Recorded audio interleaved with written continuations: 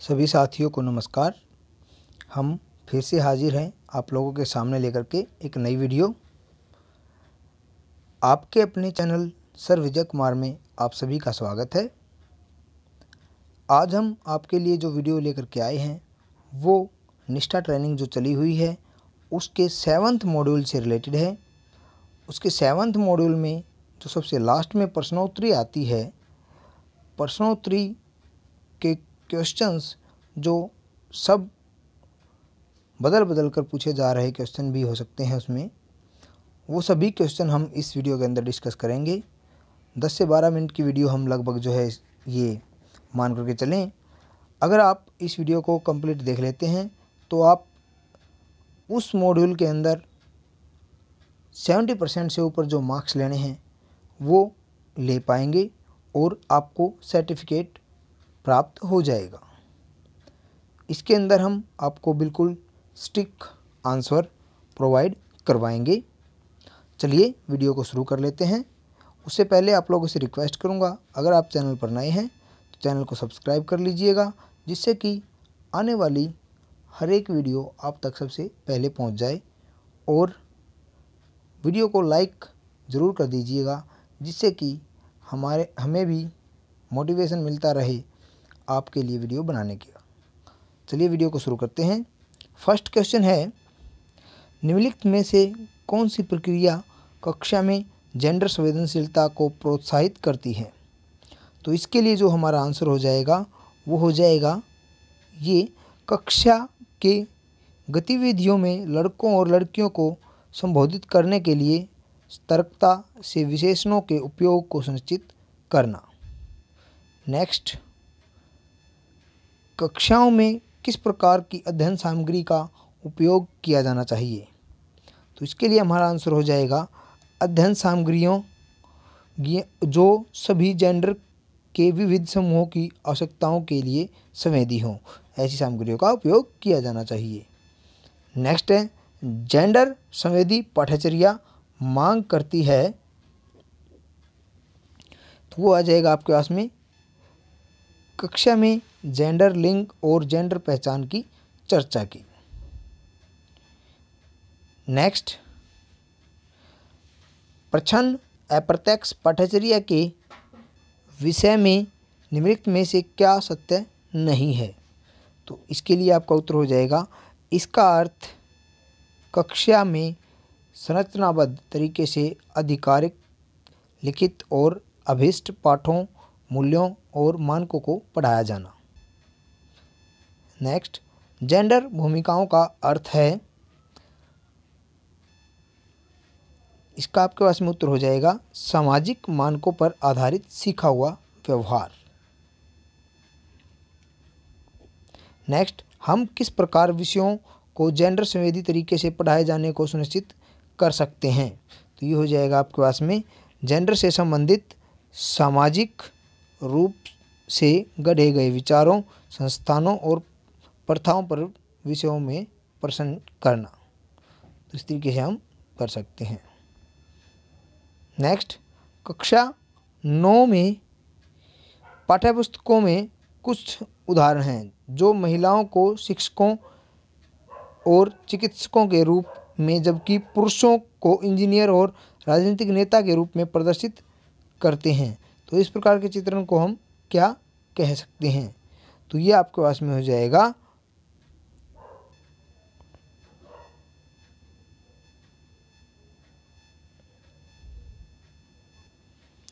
Gender रूढ़ियाँ।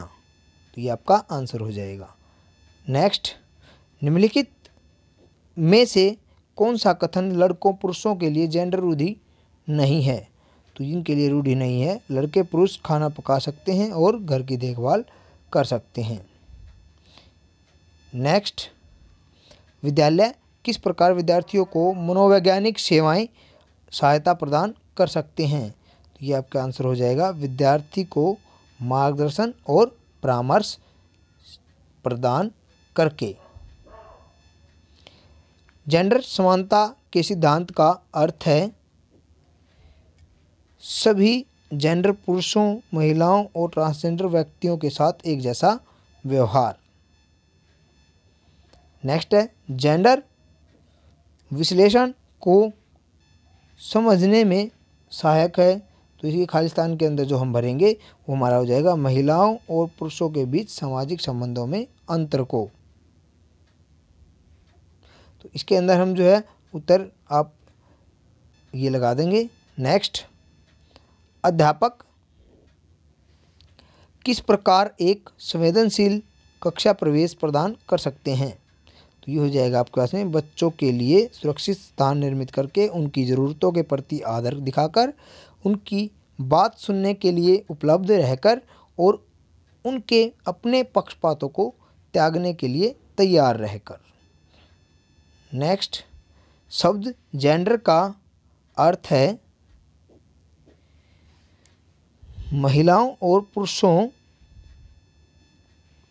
में जनन क्षमताओं के संदर्भ में जैविक अंतर। नेक्स्ट है शब्द जेंडर निष्पक्षता का अर्थ है, इसका उत्तर हो जाएगा आपका लिंगों के बीच समानता। नेक्स्ट, विद्यालय के कार्यक्रमों में सामान्यतः लड़कियां मुख्य अतिथि को गुलदस्ता भेंट करती हैं, यह निम्नलिखित में से किसका उदाहरण है। तो ये क्या हो जाएगा आपका अप्रत्यक्ष और प्रच्छन्न पाठ्यचर्या का, ये आपका आंसर हो जाएगा। नेक्स्ट, एक जेंडर हितैषी विद्यालय परिवेश वह होता है जहां सामाजिक और भौतिक परिवेश में लड़कों, लड़कियों और ट्रांसजेंडर विद्यार्थियों के अनुभवों को समझा जाता है और उनकी आवश्यकताओं को संबोधित किया जाता या ध्यान दिया जाता है। तो ये आपका आंसर हो जाएगा। नेक्स्ट, किशोरावस्था जीवन चक्र की एक महत्वपूर्ण और जटिल अवस्था है। निम्नलिखित में से कौन से सोच व्यवहार किशोरों में उत्कंठा और ग्लानि को दूर करने के सहायक हो सकता है। तो ये हो जाएगा आपका उनको स्वतंत्र रूप से व्यक्त करने के लिए सुरक्षित स्थान प्रदान करना और उनकी समस्याओं को धैर्यपूर्ण सुनना, ये आपका उत्तर हो जाएगा। नेक्स्ट, निम्नलिखित विशेषताओं में से कौन सी विद्यालयों में हिंसा के लिए शून्य सहनशीलता को सुनिश्चित करने में सहायक है। ये हो जाएगा सुरक्षित भौतिक बुनियादी ढांचा, सख्त आचार संहिता नीति और सशक्त निगरानी तंत्र, ये हमारा उत्तर हो जाएगा। नेक्स्ट, निम्नलिखित में से किसे प्रजातंत्र के लिए चुनौती नहीं माना जा सकता। ये हो जाएगा पर्यावरणीय निम्नीकरण को चुनौती नहीं माना जा सकता। नेक्स्ट, विद्यालय में प्रच्छन्न या अप्रत्यक्ष पाठ्यक्रम कैसे संचालित होता है। तो ये हो जाएगा विद्यालय के भौतिक स्थानों और संगठनात्मक व्यवस्थाओं के द्वारा विद्यालय में होने वाले समारोह और उत्सवों को मनाने में लड़कों और लड़कियों तथा ट्रांसजेंडर व्यक्तियों को दिए जाने वाले कार्य के निर्धारण आवंटन में। नेक्स्ट, निम्नलिखित में से कौन सा वाक्य जैविक है। महिलाओं को मासिक चक्र के दौरान अत्यधिक पीड़ा होती है। जेंडर निष्पक्ष समुदाय विकसित करने के लिए अधिक ध्यान दिया जाना चाहिए। तो ये हो जाएगा आपका लड़कों, लड़कियों, ट्रांसजेंडर बच्चों और माता पिता समेत पूरे समुदाय पर। नेक्स्ट, निम्नलिखित में से कौन सा जेंडर रूढ़ि का उदाहरण नहीं है। ये हो जाएगा आपका सभी जेंडर के बच्चे कुछ भी करने में सक्षम होते हैं।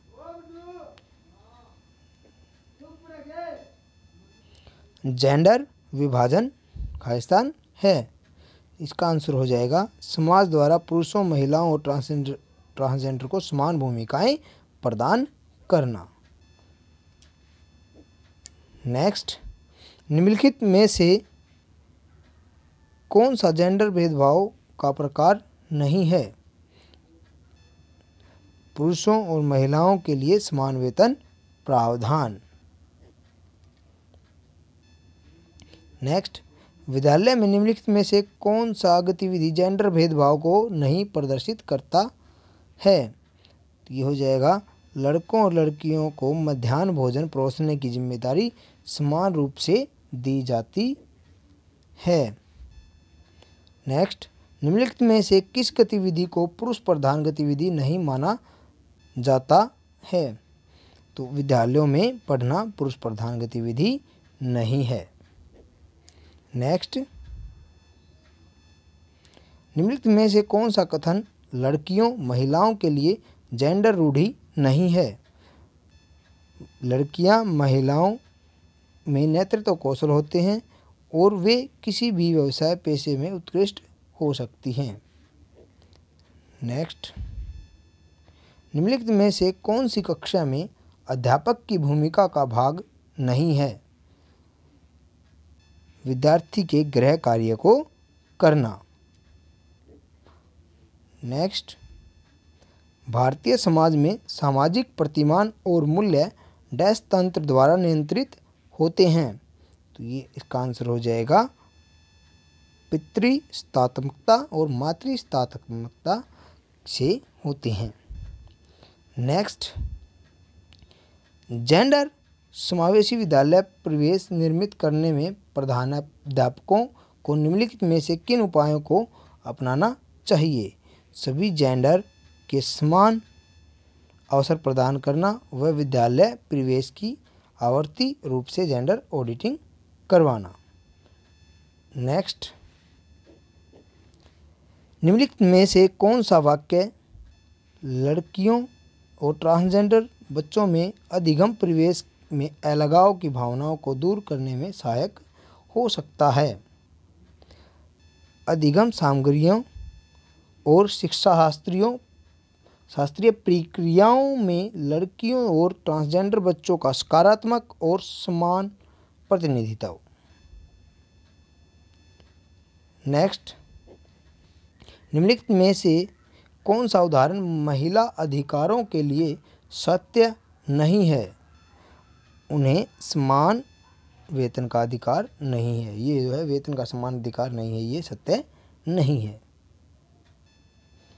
नेक्स्ट है, पाठ्यपुस्तकों को किस प्रकार अधिक जेंडर समावेशी बनाया जा सकता है? जेंडर उदासीन भाषा के उपयोग, जेंडर समानता के चित्रों के प्रदर्शन और महिलाओं और ट्रांसजेंडर व्यक्तियों के केस अध्ययनों को सुनिश्चित करके। नेक्स्ट, समाज विज्ञान में निम्नलिखित में से किस विषय को जेंडर आयामों में सम्मिलित करना उपयुक्त नहीं होगा? तो इसका आंसर हो जाएगा आपका सौर तंत्र को। तो इसके अंदर आपका आंसर सौर तंत्र। नेक्स्ट, जेंडर समावेशन का अर्थ है सभी जेंडर के व्यक्तियों की संसाधनों, अवसरों और सुविधाओं तक पहुंच के संदर्भ में निष्पक्षता और समानता को सुनिश्चित करना और भेदभाव को कम करना। नेक्स्ट है, जेंडर महिलाओं का नहीं बल्कि आमजन का मुद्दा क्यों है? इसका सरोकार सिर्फ महिलाओं के मुद्दों से कहीं अधिक है।